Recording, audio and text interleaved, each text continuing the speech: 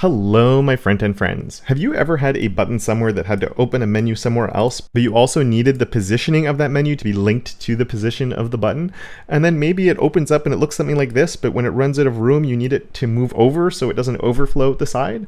Well, if that's the case, then you're in the right place, because we're going to be looking at how we can do all of that with just a few lines of modern CSS, including this nice little animation that's on there as well. And this is something that is relatively new, doesn't have the best browser support, but I'm also going to show you how you can get it working in all modern browsers too, so don't worry about browser support for this one. All right, so to get started with this, first of all, I have this button that's right here, which is my face, and then I have this div down here, which is my profile menu, which has all of this stuff in it. We'll talk more about the semantics of this in a little bit, but for now I'm going to use a div, and we'll play around with that a bit later. But let's make the popover actually work first of all. And the first thing we're going to do is on this div, we can write popover, which is an attribute we can use. So just like that, nothing too fancy. I'm going to hit save, and it vanishes away. And that's because it's now a popover, and by default it will have a display of none on it, making it just not be there. And we want to be able to open it, and you're thinking, oh, what do I have to do in JavaScript world? We don't have to do anything. We can just come on a button. It can be any button, it can be anywhere on your site. And on this I'm going to write popover target is equal to, and it needs to know what it's actually targeting. So that does mean the div here needs an ID. So let's come and say ID is equal to, and I'll just use the same name, profile menu right there. And then that ID connects right here to this popover target. And that's just by doing that. If I click on that, it opens and closes. Magic, right? You'll notice the styling of it has changed a little bit. That's because when we're using the popover, it will be coming in with some default styling on there. We'll talk more about that in a little bit. But when it's open, this isn't actually what I want it to look like right now. When it opens, I actually want it to have a display of grid on there. But we need to be careful not to put a display on your default selector here, because if you do, it's never going to open and close, because we've just overwritten the default style for when it's closed of the display of none. So let's remove this display from here and let it close back down. There we go. And to get something that's opened, we can just say that we have our profile menu, and then it's a pseudo class of popover open. Like that, and I can say display grid right here. And so now when it opens, it gets the display of grid, and when it's closed, it will keep the default value of display none. Now I did mention there was some default styling that's coming in on there. So if we open this up and we come take a look when it's opened, I'll get this, and there's a few interesting things. You see the top layer that's here as well. We'll talk about that in a little bit. But I have this coming right there, and let's just go and take a look right here, because you can see I had the display grid that I added there. This is the styles I put, and if we come far enough down, you'll see this overlay important. This is actually important if you want to animate it, because we can animate it coming and going, so that's there. But right here, user agent styles on the popover, it is getting a position fixed, and the width is a fit content, the height is a fit content, which is why it's shrunk down. When it was the div at the very beginning, it was really, really big. There's an inset of 0 pixels and a margin of auto here. So it's always going to be centered directly in the middle of your screen, and this might not be what you want. Often it won't actually be what you want, depending on how you're using it. But if you're using it to be anchored to something, you definitely don't want this behavior. So the next thing we're going to do, and I'd suggest just doing this anytime you're doing it with an anchor, is instead of the margin auto coming into saying margin 0, because it's going to make life easier, margin auto would center it, which we don't want to do. And I'm also going to do an inset of auto, which we're sort of reversing the roles a little bit of what they were at. But now when it's open, we can see that it's just back to what it was before, top left 0 basically. Not quite, but close enough. But the only problem is it's also fixed. So as I scroll, it's sticking with the page. When we're using anchor positioning, it's not the end of the world, but I think it just makes more sense to have a position of absolute on there as well. So now it doesn't scroll with my content, which is a bit more to be expected. So a few things you'll probably want to reset there if you're using a popover with your anchor positioning. But now we want to get that positioned over here, anchored to the position of where this is. And this is always a tricky thing, right? Because here's my nav, and then this button is over here. It's somewhere else in my markup. It's not inside of my navigation, despite my indentation maybe looking like it was there. So we'll fix that. But yeah, we have these two separate things, and the button's all the way over here. So how can I connect them? And it's actually really easy to do now. And while browser support isn't perfect, we'll be talking about how you can get this working in all modern browsers. So don't worry about that. But what we're going to do is on the button itself, I'm going to come and say anchor name. And anchor name is a lot like a custom property. It's a named value I'm creating, so it has to start with 2 hyphens, the same way a custom property would start. This is just how custom named things in CSS are working from now on. So my anchor name, let's just call it, we'll call it profile button. Call it whatever you want. I don't know. I'm not being too great with my names now in this one, but give it a name of your choosing. And then all we need to do is come on to the profile menu and we say position anchor. And here we say profile button. And now we've connected our profile menu, the menu that's opening up, to our user button. It's not in the right spot yet, but it's going to be very easy to do. Here's where we have the display of our absolute here, which actually I'm going to take these styles here just so there's nothing weird that could potentially happen. I always want these styles to be applied to it. So I am going to move those over to just, this is what it always is. And we're just going to be changing the display from none to grid over here. So yeah, just a quick change right there. But here, where this is, now we have the inset auto, which I'm going to leave. That's sort of acting as a reset. And then I'm going to come and say my top is, let's say 0. And I'm going to say right is 0.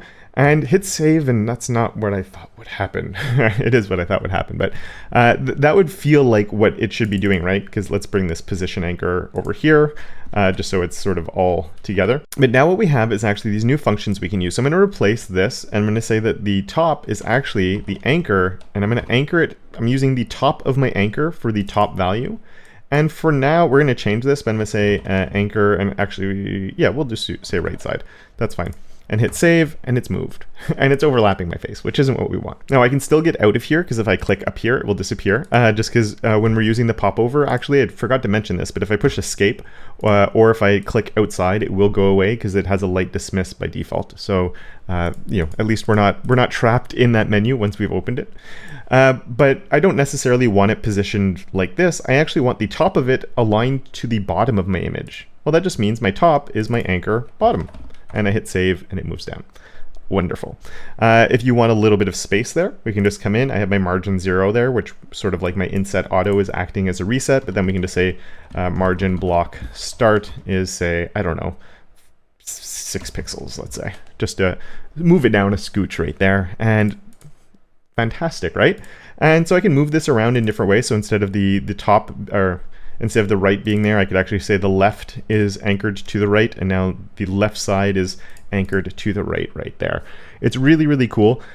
There's a lot more that you can do with anchor positioning. There's another feature that I actually prefer over using the anchor with the top and left like this, but I'm not going to get into it in this video because it's not currently supported by the Polyfill, just because a lot of things have changed with the Popover API. Some of the naming and other things were changed along the way while they were just standardizing everything and making sure we were on the right track with things.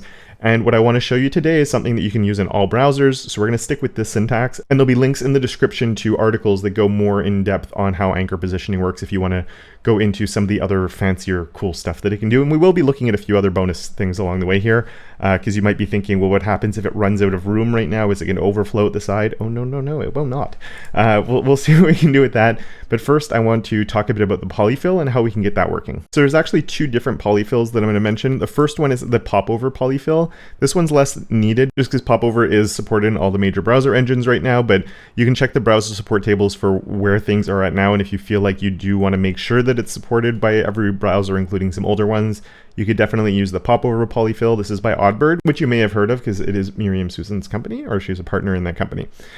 So you can check out that polyfill there, again, linked in the description. It's very easy to set up. You can go and read down below. They have an npm install and anything else that you might want there.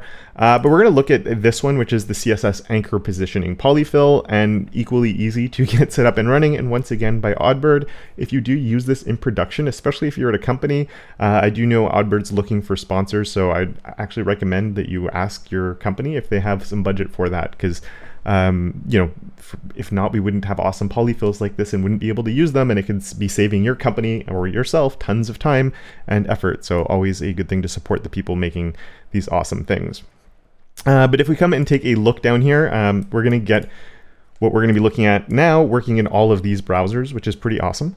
And to use the polyfill, I'll let you go through if you have other ways that you want to implement this. They do have some configuration and some other stuff. We're going to keep things very simple, and I'm just going to copy this that's right here and do what they say of pasting it in the head of my document. So let's go over to here in my head and hit paste. It is a type module, so it's deferred by default. And this is going to make it work in all of these browsers right here. So we can't ask for much better than that. And just to show you that it is working, here is Firefox right now, where you can see that it is actually anchored in the right spot there, even though anchor positioning is not currently supported as of the time of recording by Firefox. So really, really cool. And now what I want to look at is that issue I mentioned with the potential overflows that we could have. So here, if I open this and you're on a narrower screen, we're losing our menu, we're causing some horizontal overflow. That is really terrible, right? And we don't want to run into that. And this was one of the reasons that we needed the third-party JavaScript plugins and everything else. And I don't want to do that. And so what we're going to do is come down here, and I'm going to just go down to the bottom here. I'm going to do an @position try, which is a new @rule that we have. And this works very similar to custom properties and our anchor names, where we do need to name the position that we're going to be doing with a double hyphen right there. And so I'm going to do this. I'm going to say, we'll call it bottom. We'll just call it bottom. But you can actually have multiple different position tries if you want. And you can do more than just the positioning, but we'll talk about that in a second. Let's actually just change this. So I'm going to take, and actually, I think the easiest thing to do if you're doing this is actually just to start with an inset of auto, which resets your top, bottom, left, and right effectively. And then what we want to do is, when it gets to this place, just for fun now, we're going to say that the top is going to be set to my, let's say the bottom. I wouldn't do this for real, but the bottom is going to be anchored to the top for some reason. And then we're going to say that the right side is anchored to the left, and hit save. And we've created this new potential fallback, and you could use these things in multiple places. They don't have to be just for one anchor positioned thing, because this sits out here waiting basically for to use it. And so where I have all my positioning stuff, I can come here and do a position try fallbacks. And actually, just really fast, you might see other tutorials that mention try options, and you can see that VS Code is actually auto-completing for me for try options. That is the old syntax that is no longer supported. It is try fallbacks is the new one, and I just put bottom here. And if you have multiple different fallbacks, just in case there's different scenarios you're accounting for, you can have as many fallbacks here as you want. You just put them in the order that you'd like them to go in. I believe that's how it works anyway, and let's hit save here. So in doing that now, it's not working. I was a little confused at first. It's because I did the top here, and there's not enough room for it to go on top, so it doesn't do it. So I'm actually going to switch this over to bottom, and then you can see it switches over. So as soon as it runs out of room, it uses the fallback as long as there is room for the fallback, because if it moved up, then it would be overflowing at the top, and it didn't want to do that either, so it didn't use that fallback. But yeah, we can see it does that, and you'll notice it's stuck to the side here. So that means I could also come and say that now I want a margin of 0, just to reset my margins, and then say a margin right of, say, the 6 pixels that we had before. So you can put other styling within this position try. It's not just about changing the anchors that you were using before. And so I think that's really neat. Now, I probably wouldn't actually do that. I would probably say that the top is set to the bottom, and then maybe the right is set to the right or something like that. And then we could take off this so it stays there. And now, so when there's room, it's there. And then when we run out of room, it moves over. I wouldn't actually do this. This is the positioning I want from the very beginning, but I think that does actually make sense to have it set up that way. And just to show you, if I open up Firefox here, you can see that it is working, and like magic, it works there in Firefox as well. So browser support is not an issue. Thanks to our Polyfill. Thank you very much to Oddbird for putting that Polyfill together. Now, what else do we want to do? We want to be able to animate this in and out, because that just looks nicer, and I said I would talk about that. But before I do that, I do just want to mention the semantics here. I just used a random div, and that might not be the right thing to be using. This, because we're using a popover, could technically be any element. It could be a dialogue if you think that dialogue makes sense. In a way, I do sort of think the semantics of dialogue work a little bit here, but let me know in the description what you think about that. Dialogues can also be used to create modals, but in this case, it's a popover dialogue. The semantics of it all get kind of weird at one point. So I'd love your input in the description if you think a dialogue would be appropriate here, or should it be a div with a role of menu perhaps, which might also make sense because we're opening up a little menu that's coming here. So you know what, I'm going to leave it like that, but I want you to chime in the comments to let me know what you think about the semantics around creating a little menu popover like this that's linked to the position of a button. But with that done, let's get to the fun part of adding in an animation.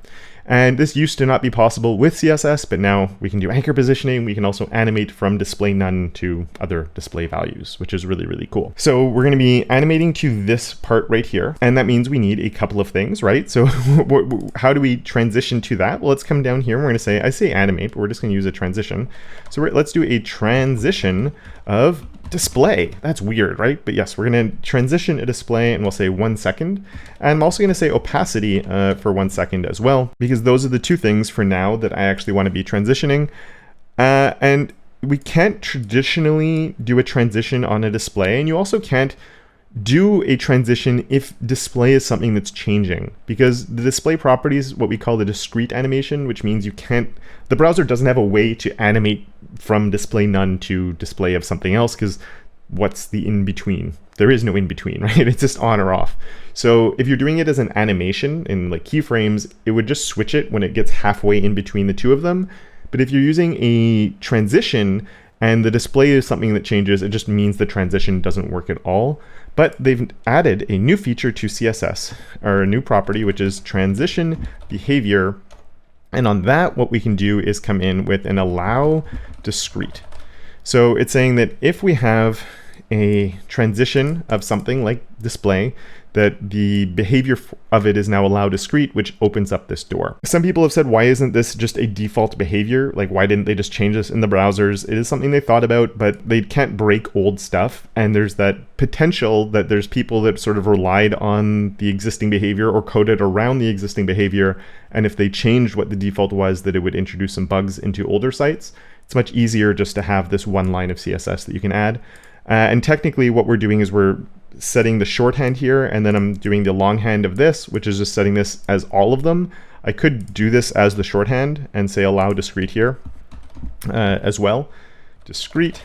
I just find it easier to do it this way, especially because we will need the allow discrete on multiple properties. So just by doing it here at the bottom, it works for everything. I will say this one is a progressive enhancement and not something that, as far as I know, there's a polyfill for, though if you do know if there is one, leave a comment in the description letting us know what it's called. But yeah, this one is a progressive enhancement, meaning people on older browsers just won't get the animation, but the menu's still going to work. Everything about it will work. The only thing is the animation won't, which really isn't the end of the world. Progressive enhancement, people on newer browsers get an enhanced version of what we were working on. And by putting this here, actually, what you'll notice is if I click on it now, if I click, it opens immediately.